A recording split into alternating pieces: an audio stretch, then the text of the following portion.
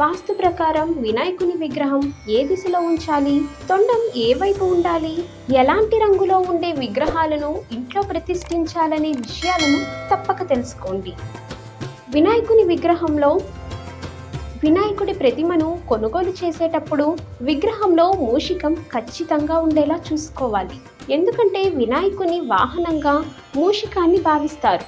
గణేశుని విగ్రహంలో లడ్డు ఖచ్చితంగా ఉండేలా చూసుకోవాలి. వినాయకుని ప్రతిమ సంపూర్ణంగా ఉండాలి. ఏ చిన్న ముక్క విరిగిపోవటం వంటివి లేకుండా చూసుకోవాలి. తెలుపు రంగులో వాస్తు ప్రకారం తమ కుటుంబంలో ప్రశాంతత కోరుకునే వారంతా తెలుపు రంగులో ఉండే వినాయకుని విగ్రహాలను ఎంపిక చేసుకోవాలి. తెలుపు రంగులో ఉండే గణపతి సంపద, సంతోషం, శ్రేయస్సుకు ప్రతీకగా భావిస్తారు. వ్యక్తిగత జీవితంపై ఆసక్తి ఉండేవారు తమ ఇంట్లో సింధూరం ఉండే వినాయకుని విగ్రహాలను ప్రతిష్ఠించాలి. గణేశుని ప్రతిమ ముఖం ఇంటి లోపల చూసేలా ఉండాలి. అలాగే దక్షిణం వైపున వినాయకుని ప్రతిమను ఎప్పటికీ ఉంచవద్దు. తొండం ఎడమ వైపున. మీరు ఇంట్లో వినాయక విగ్రహాన్ని ప్రతిష్ఠించేటప్పుడు చాలా శ్రద్ధ తీసుకోవాలి. ముందుగా లంబోదరుని విగ్రహంలోని తొండాన్ని గమనించాలి. వినాయకుని విగ్రహంలో తొండం ఎడమ వైపుకు తిరిగి ఉండాలి.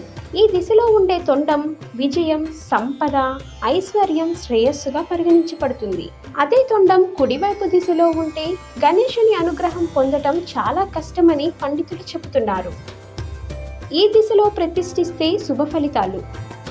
వాస్తు ప్రకారం వినాయకుని విగ్రహాన్ని మీ ఇంట్లోని పశ్చిమ, ఉత్తర, ఈశాన్య దిశలో ప్రతిష్ఠించటం వల్ల శుభ ఫలితాలు వస్తాయి.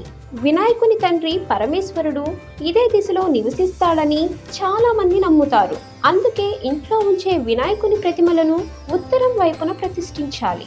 వినాయకుడి ముఖం ఇంటి ప్రధాన ద్వారం వైపు ఉండేలా చూసుకోవాలి. ఇక ఈ వీడియో మీకు నచ్చినట్లయితే లైక్ చేయండి, షేర్ చేయండి.